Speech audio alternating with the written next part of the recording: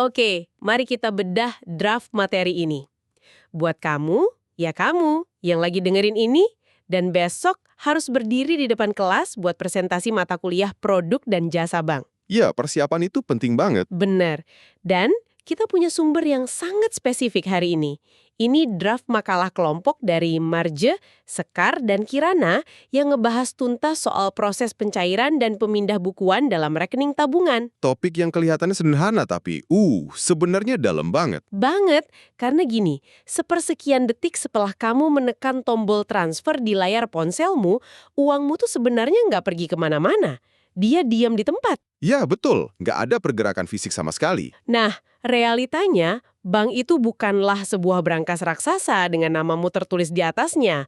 Tempat tumpukan uang kertasmu menunggu dengan sabar buat diambil. Tepat. Dan tujuan eksplorasi mendalam kita kali ini bukan buat sekedar menghafal teori ya. Kita mau benar-benar memahami cara kerja sistem perbankan di dunia nyata. Biar besok pas kamu presentasi, kamu bisa tampil super percaya diri. Setuju. Pemahaman yang memukau itu selalu berawal dari menghancurkan asumsi dasar dulu. Oke, hancurkan asumsi kita. Asumsi terbesar yang sering kita miliki sebagai nasabah itu kan, uang yang kita setor ke bank itu disimpan. Padahal, kalau kita bedah Undang-Undang Nomor 10 Tahun 98 yang jadi landasan makalah ini, tabungan itu simpanan yang penarikannya tunduk pada syarat tertentu, bukan celengan raksasa. Bukan celengan babi dari tanah liat gitu ya. Sama sekali bukan. Terus, kalau kita lihat model perbankan syariah, ini menarik nih, dengan prinsip mudarabahnya. Oh, yang bagi hasil itu kan? Iya, posisinya tuh jadi lebih transparan. Nasabah adalah pemilik dana, dan bank adalah pengelolanya.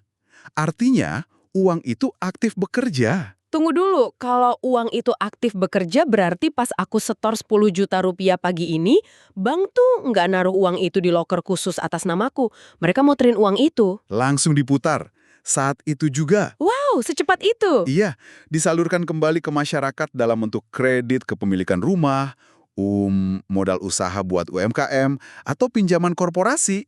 Ini yang bikin roda ekonomi sebuah negara berputar. Bank itu pada dasarnya cuma perantara. Oke, masuk akal. Tapi kalau uangku sedang dipakai orang lain buat, ya katakanlah nyicil rumah. Terus gimana kalau besok pagi aku tiba-tiba butuh uang tunai itu dan datang ke cabang buat narik? Itu skenario klasik. Iya kan? Bukankah ini berisiko banget? Kalau semua orang datang bersamaan ke bank, banknya bisa kolaps dong. Karena uang fisiknya emang nggak ada di situ. Nah, kekhawatiran kamu itu adalah inti dari apa yang diatur sama Bank Indonesia lewat kebijakan Giro Wajib Minimum, atau biasa disingkat GWM. GWM. Oke, catat ya buat yang mau presentasi. Bank sentral tuh tahu persis risiko itu. Jadi, mereka mewajibkan setiap bank untuk memelihara persentase dana cadangan tertentu yang haram hukumnya buat diutak-atik. Berarti ada uang tunai yang emang di-lock gitu ya? Bener banget. Cadangan ini dijaga ketat buat memastikan likuiditas harian itu aman. Jadi, ketika ada nasabah, kayak contoh di draft makalahnya nih, ada Ibu Rahayu. Oh iya, yang butuh 5 juta buat bayar sekolah anak. Betul. Ibu Rahayu datang ke cabang di hari Senin pagi karena butuh uang tunai 5 juta rupiah. Bank itu sebenarnya udah memproyeksikan kebutuhan harian cabang tersebut. Jadi mereka udah siapin gepokan uangnya. Pasti. Prinsip prudential banking atau kehati-hatian itu memastikan uang 5 juta yang dibutuhin Ibu Rahayu secara fisik benar-benar tersedia di brankas cabang hari itu juga. Oke, likuiditas aman. Uangnya ada. Tapi ini ngebawa kita ke pengalaman yang menurutku sangat relatable buat siapa aja yang pernah ke bank. Birokrasinya. Iya, birokrasi pencairan dana alias ngambil uang tunai. Kadang rasanya tuh terlalu berbelit-belit. Kita masuk, disapa satpam, diarahkan ke customer service dulu kadang-kadang, dicek KTP-nya, terus baru dilempar ke teller. Memang panjang prosesnya. Kan? Dan kalau nominalnya agak gedean dikit, tellernya malah pamit ke belakang buat manggil atasan. Bukankah ini ironis? Uang kita sendiri, uangnya juga ada. Tapi rasanya kayak lagi diinterogasi sama polisi. Kesannya emang kayak interogasi sih. Tapi kalau kita hubungkan ini dengan gambaran yang lebih besar dari kacamata operasional bank, tarian birokrasi itu sebenarnya adalah koreografi keamanan tingkat tinggi. Koreografi keamanan? Keren juga istilahnya. Karena bank itu mengelola risiko yang sangat masif, sama uang tunai. Setiap lembar uang yang keluar dari cabang harus ngelewatin yang namanya protokol segregasi tugas. Pemisahan tugas gitu maksudnya. Benar.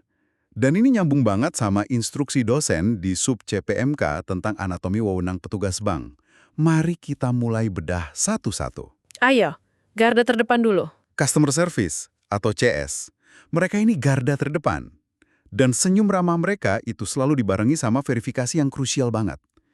Tugas utama CS adalah Know Your Customer. Oh, KYC ya, mencocokkan KTP gitu kan?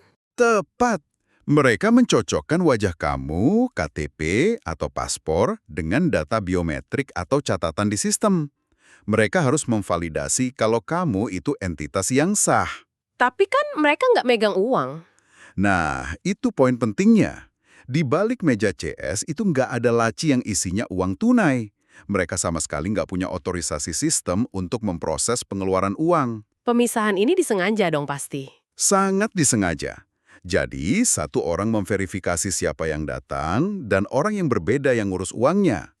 Ini buat meminimalisir pegawai bank berbuat curang sendirian. Masuk akal.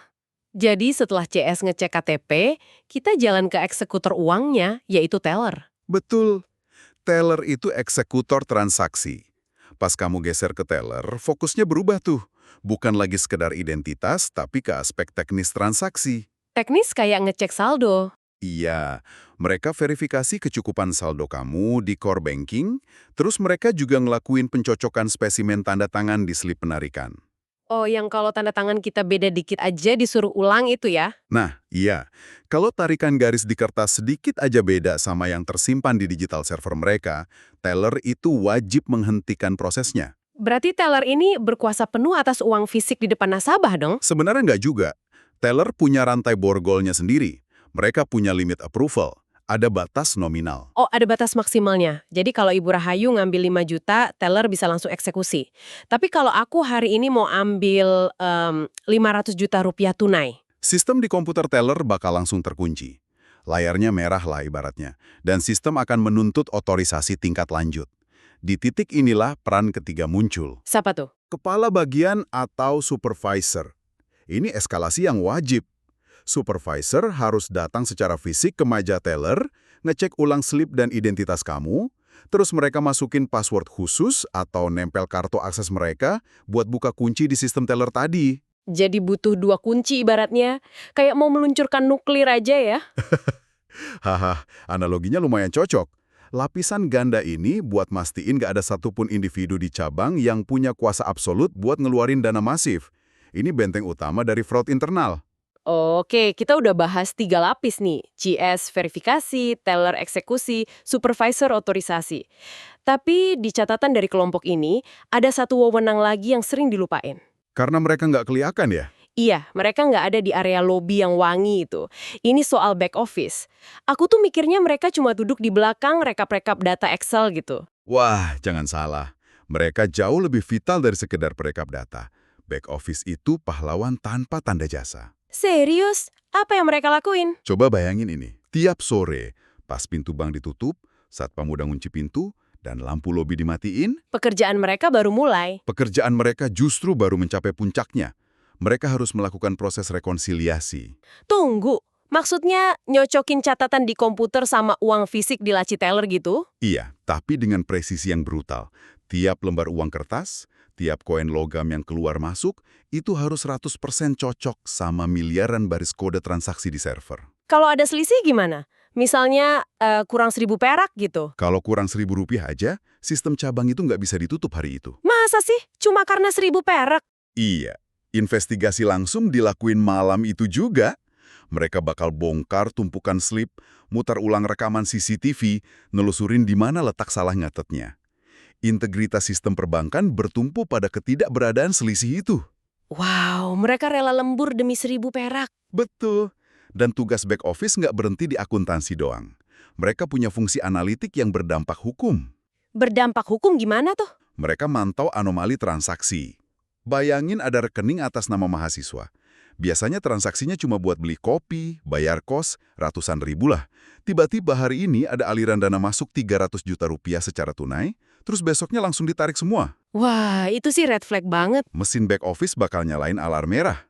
Berdasarkan regulasi APU-PPT, anti pencucian uang dan pencegahan pendanaan terorisme, back office itu diwajibkan oleh hukum buat menyusun laporan. Laporan transaksi mencurigakan ya?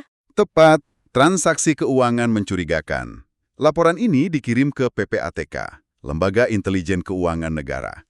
Gila, dari satu niat sederhana ngambil uang tabungan, kita tuh ternyata mengaktifkan rantai verifikasi identitas, manajemen likuiditas, sampai pencegahan terorisme global. Itulah realita pencairan uang tunai.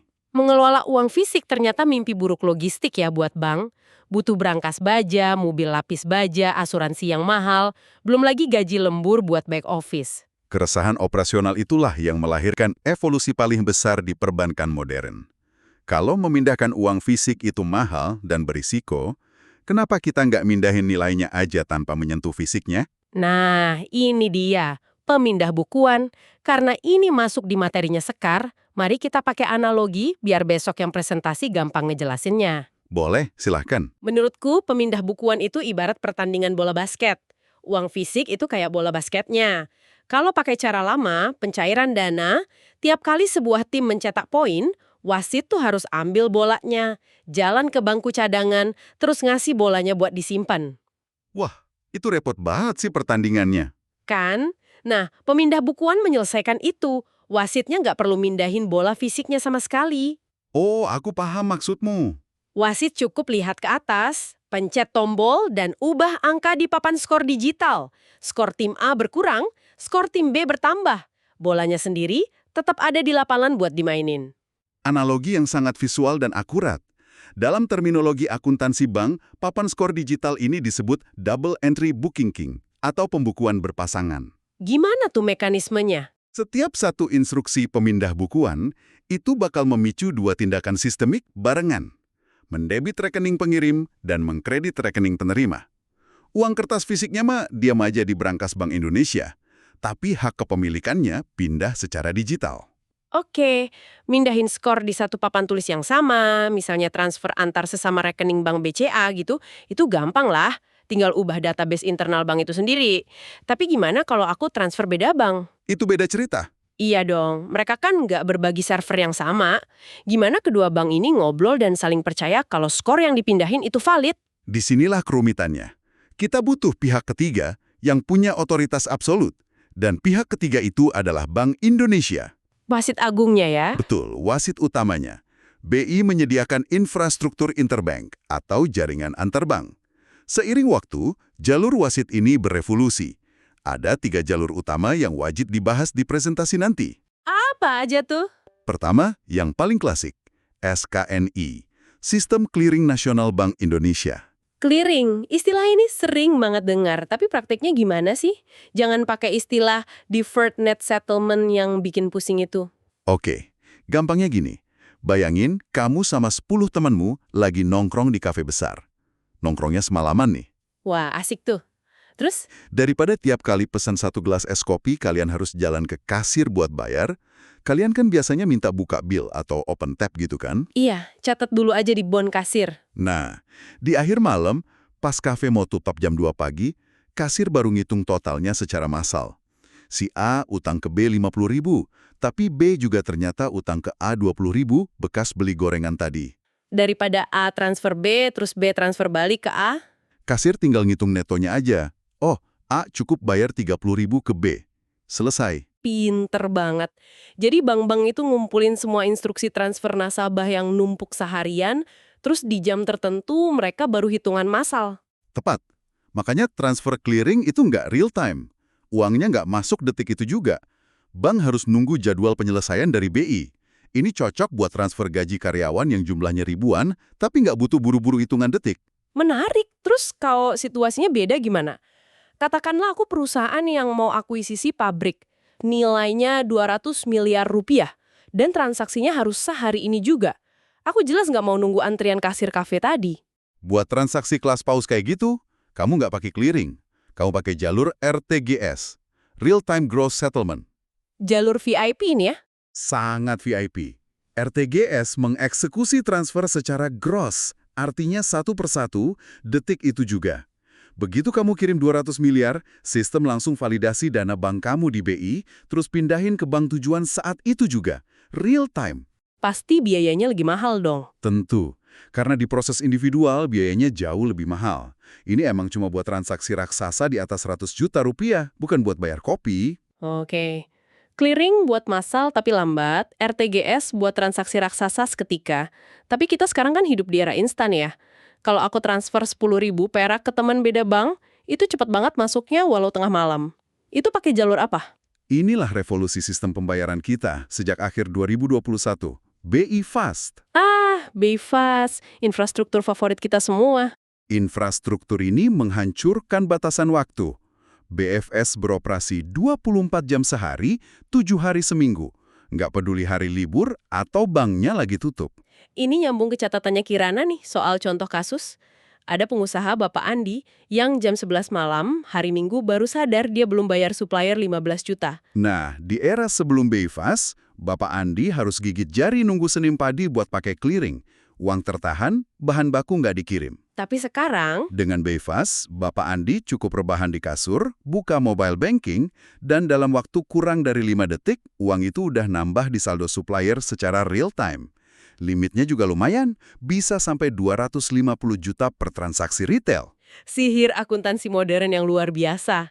Oh ya, buat memastikan kelengkapan materinya Sekar, ada soal sifat transaksi pemindah bukuan. Katanya ada kredit transfer dan direct debit. Betul, itu cuma soal siapa yang megang kendali inisiatif aja. Bedanya gimana? Kredit transfer itu proaktif. Kamu sebagai pemilik rekening yang neken tombol. Kamu buka aplikasi, dorong uangnya ke rekening tujuan. Kalau direct debit? Itu kebalikannya. Kamu ngasih izin di awal ke pihak ketiga buat nyedot rekeningmu.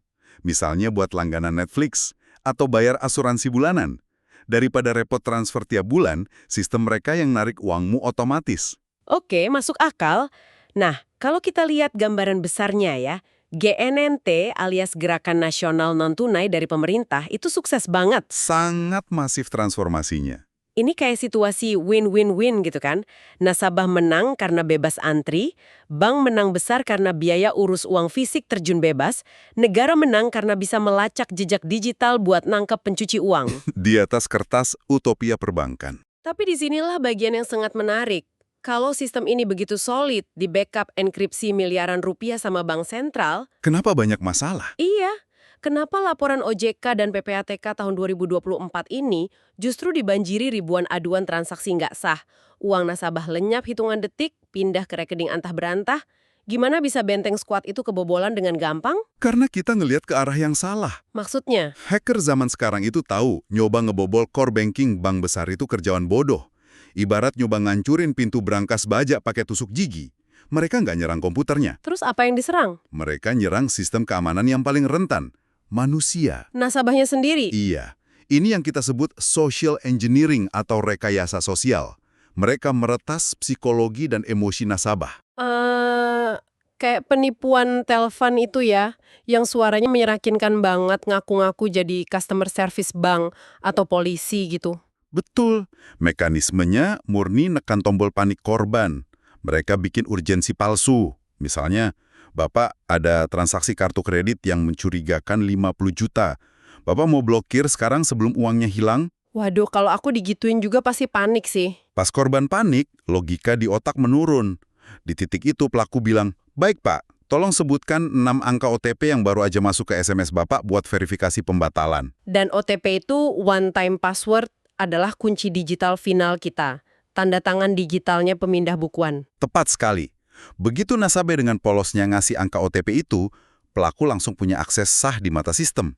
Server bank mana tahu kalau yang masukin OTP itu penipu di seberang pulau. Sistem cuma tahu kuncinya cocok. Dan ini ironi yang paling ngeri menurutku. Kecepatan BI Fast yang tadi kita puja-puja justru jadi senjata makan tuan yang mematikan. Gimana tuh? Ya bayangin aja, zaman dulu kalau penipu mau nyuri uang tabungan kita, mereka harus malsuin KTP, bikin tanda tangan palsu, datang ke bank fisik, berhadapan sama CS, ngelewatin limit teller, belum lagi ditatap tajam sama supervisor. Semuanya butuh waktu. Sangat berisiko buat pelakunya ya. Bener. Tapi sekarang, begitu penipu dapat OTP dari telepon, boom! Dengan BI Fast yang real time 24 jam, penipu bisa mindahin uang itu ke puluhan rekening anonim cuma dalam hitungan detik. Pas korban sadar 5 menit kemudian dan nelpotin telepon ke bank buat blokir, uangnya udah pindah ke 5 bank berbeda dan ditarik tunai di ATM. Lenyap, gila. Ini poin krusial banget nih buat presentasi. Kesimpulannya, keamanan perbankan sekarang tuh bukan lagi cuma soal algoritma atau berangkas baja. Betul, Benteng terakhirnya udah bergeser ke literasi digital nasabahnya. betul. Edukasi soal privasi data. Nggak ngasih PIN, nggak ngasih OTP, nggak asal klik link paket di chat, itu tanggung jawab kolektif. Karena sekokoh apapun rumah yang dibangun bank, kalau nasabahnya buka pintu dan ngasih kuncinya ke perampok yang nyamar jadi tukang pos, ya kerampokan juga akhirnya. Analogi yang sangat pas. Wow, eksplorasi kita lumayan komprehensif ya hari ini. Kita udah narik benang merahnya. Dari hulu ke hilir. Iya, dari fisik uang yang dijaga likuiditasnya lewat GWM, terus ngelewatin labirin birokrasi, mulai dari CS, teller, supervisor, sampai rekonsiliasi kejamnya anak back office. Dan evolusinya ke pemindah bukuan. NBI Fast, yang sayangnya malah ngebuka celah buat social engineering. Memahami interkoneksi ini bikin kamu nggak cuma kayak mahasiswa yang ngapalin teks. Kamu jadi analis yang ngerti sistem operasional bank secara utuh. Setuju banget. Dan buat kamu yang udah nyimak sampai sini, presentasimu besok pasti bakal pecah banget. Dosenmu pasti melongo lihat kamu bisa ngehubungin peran back office sama kasus penipuan OTP via BI Fast. Kamu udah kuasai ilmunya. Sukses buat presentasinya. Nah, sebelum kita benar-benar pamit, ada satu pemikiran yang pengen aku titipin buat kamu renungkan malam ini. Apa tuh? Kita kan udah tahu nih, pemindah bukuan digital itu makin murah, instan, dan jalan terus 24 jam. Tapi di sisi lain, nyetak uang kertas, ngirim pakai mobil baja, asuransi cabang, sampai bayar staf berjam-jam buat proses uang fisik itu, biayanya raksasa. Membebani bank banget ya. Banget. Nah, dengan logika efisiensi ekstrim ini, akankah tiba suatu masa, mungkin gak lama lagi, di mana bank justru akan ngenain biaya penalti atau denda yang mahal banget buat nasabah yang masih ngeyel narik uang kertas di cabang? Wah, itu sudut pandang yang provokatif. Mungkinkah selembar uang kertas di dompetmu hari ini segera berubah status, bukan lagi alat tukar, tapi cuma sekedar barang kolektor, sesuatu yang layak dipikirkan secara kritis. Sampai jumpa di eksplorasi selanjutnya.